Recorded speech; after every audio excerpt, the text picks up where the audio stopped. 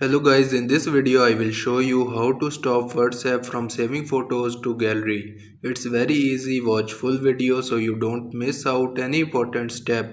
First of all, open WhatsApp and tap on three dots on the top right corner. A drop down will appear, select settings.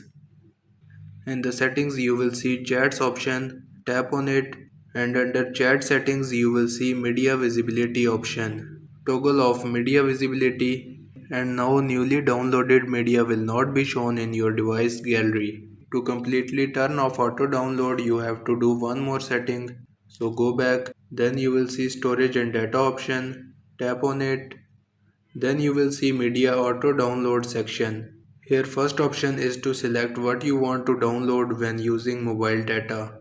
So if you don't want to download anything automatically, simply uncheck all options and tap on OK. In the same way, select what you want to auto download when connected to Wi-Fi. If you don't want to download anything, uncheck all options in the same way and tap on OK. Third option is when roaming. In the same way, uncheck all option if you don't want to auto download. You can adjust these settings according to your requirement. And this is how you can stop WhatsApp from saving photos to gallery.